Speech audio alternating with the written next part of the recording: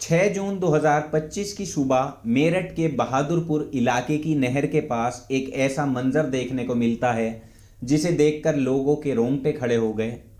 पानी की सतह पर एक लड़की की लाश तैरती हुई दिखाई देती है और सबसे डरावनी बात यह थी कि उसका सर गायब था। जो भी उस रास्ते से गुजर रहा था वो कुछ पल के लिए वहीं जम सा गया, क्योंकि दृश्य ही उन्होंने पहले कभी ऐसा नहीं देखा था।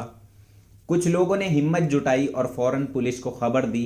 अब थोड़ी ही देर में पुलिस टीम मौके पर पहुंचती है और बहुत ही सावधानी से उस डेड बॉडी को पानी से बाहर निकाला जाता है। लड़की के शरीर पर सलवार सूट, लेकिन चेहरा ना होने की वजह से पहचान करना लगभग नामुमकिन हो गया था।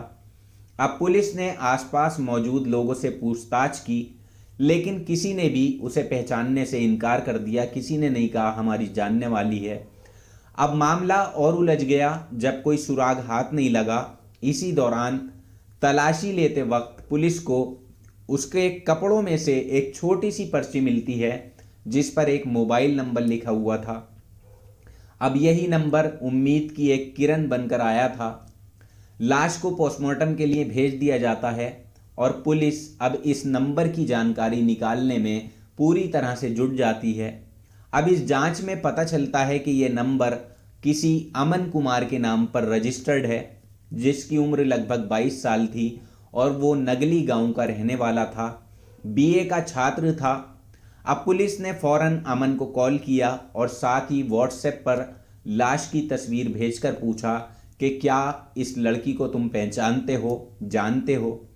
तस्वीर देखते ही अमन घबरा जाता है और कहता है कि ये आस्था है, जिसकी उम्र लगभग 18 साल है और वो दादरी गांव की रहने वाली है। अब दोस्तों, ये सुनते ही पुलिस ने आस्था के घर का रुख किया, जहां उनकी मुलाकात उसकी मां राकेश देवी से होती है। राकेश देवी ने बताया कि आस्था एक दिन पहले से घर से गायब थी और परिवार उसे ढूंढते ढूंढते थक चुका था। अब जब पुलिस ने तस्वीर दिखाकर कहा कि आस्था की हत्या हो चुकी है, तो राकेश देवी ने साफ इनकार कर दिया और वो कहती हैं कि ये उसकी बेटी है ही नहीं। अब हालांकि पुलिस को उसके जवाबों में घबराहट साफ नजर आ रही थी और उन्हें शक होता है कि वो कुछ छुपा रही है। अब थोड़ी सख्ती के बाद राकेश देवी को थाने लाया जाता है, जहां उनसे पूछताछ तेजी से की जाती है और आखिरकार उसने सच कबूल कर लिया कि नहर से मिली लाश उसकी ही अपनी बेटी आस्था की है। अब ये सुनकर सब हैरान रह जाते हैं, लेकिन असली कहानी अभी बाकी थी। राकेश देवी ने बताया कि उसके पति रमेश सीआरपीएफ में तैनात हैं और इस वक्त छत्तीसगढ़ में पोस्टेड हैं। उनके 3 बच्चे हैं, जिनमें सबसे बड़ी आस्था थी और उसके बाद 2 छोटे बेटे हैं जिनकी उम्र 14 और 11 साल है। करीब 1 साल पहले आस्था की दोस्ती फेसबुक पर अमन से हुई थी और धीरे धीरे ये दोस्ती प्यार में बदल जाती है। दोनों अक्सर फ़ोन पे बात भी किया करते थे और मौका मिलने पर मिलते भी थे। अब वक्त ऐसे ही बीतता गया और उनका रिश्ता इतना गहरा हो जाता है कि उन्होंने शादी करने का भी फैसला कर लिया था। अब परिवार को इस रिश्ते की भनक तक नहीं थी, मगर 28 मई 2025 को जब घर में कोई नहीं था तो आस्था ने अमन को मिलने के लिए बुलाया और उसी वक्त उसका 14 साल का भाई अचानक घर पहुंच जाता है और दोनों को एक साथ में देख लेता है। अब अमन वहां से निकल जाता है, लेकिन भाई ने सारी बात मां को बता दी। जब राकेश देवी को सच्चाई पता चली तब घर में तूफान मच गया और उसने आस्था से कड़ा सवाल जवाब किया।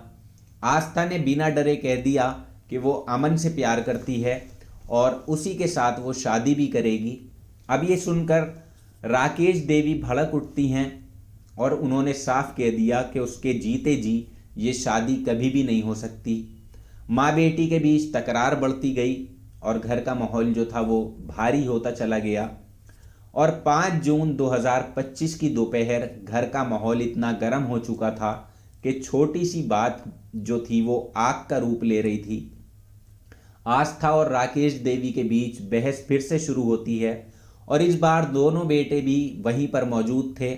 आस्था बार बार कह रही थी कि वो अमन से ही शादी करेगी और अब किसी भी दबाव में नहीं आएगी और कोई भी उसे ना रोके। राकेश देवी इसे अपनी इज्जत का सवाल मान रही थी और गुस्से में बार बार उसे समझाने के बजाय डांट रही थी और बस बात इतनी बढ़ गई कि आस्था के बड़े भाई ने बीच में बोलना शुरू किया और बहन को जो है वो गलत ठहराने लगा। अब गुस्से में आकर आस्था ने अपने भाई को भी एक थप्पड़ मार दिया और बस यही पल सबसे भारी साबित हुआ आस्था के लिए। भाई अपना आपा खो बैठता है और उसने भी आस्था को पकड़ लिया।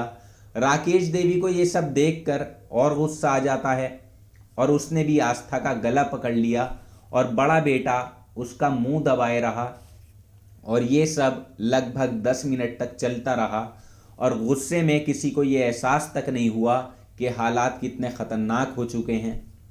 और कुछ ही देर में आस्था ने तड़पना बंद कर दिया और वो वहीं शांत हो गई। जब तक उन्हें समझ आता कि क्या हो गया है तब तक बहुत देर हो चुकी थी और आस्था की सांसें रुक चुकी थी। ये देखकर राकेश देवी और उसके बेटे जो हैं वो घबरा जाते हैं और समझ नहीं पाए कि अब क्या करें और डर के मारे राकेश देवी ने सबसे पहले अपने पति रमेश को फ़ोन किया जो छत्तीसगढ़ में ड्यूटी पर थे और रोते हुए पूरी बात उन्होंने सुना दी। और इसके बाद उसने अपने भाई कमल को भी फ़ोन किया और उससे कहा कि आस्था की मौत हो गई है और हमें तुम्हारी मदद की ज़रूरत है। कमल ये सुनकर सन्न रह जाता है, लेकिन रात करीब 9 बजे वो अपने बेटे मंजीत और मौसेरे भाई गौरव के साथ 4 व्हीलर से राकेश देवी के घर पहुंचता है। सबने मिलकर आस्था की डेड बॉडी को पहले तो पन्नी में लपेटा और उसके बाद गाड़ी में रखकर कमल उसे लेकर अपने गांव मेहरोली के पास जंगल की तरफ निकल जाता है।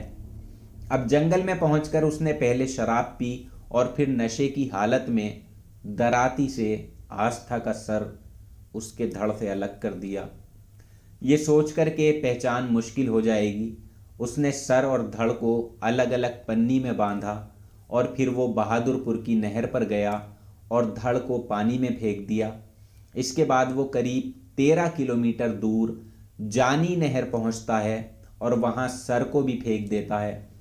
अब ये काम ख़त्म करके वो अपने घर वापस लौटता है जैसे कुछ हुआ ही ना हो, ऐसे रिएक्ट करता है।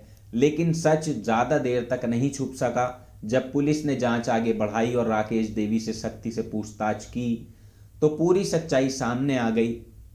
राकेश देवी ने अपने दोनों बेटों का नाम लिया और बताया कि कमल, मंजीत और गौरव ने भी सबूत मिटाने में साथ दिया है। पुलिस ने फौरन कार्रवाई करते हुए राकेश देवी और उसके दोनों बेटों को गिरफ्तार कर लिया और साथ ही कमल, उसका बेटा मंजीत और गौरव को भी हिरासत में ले लिया जाता है।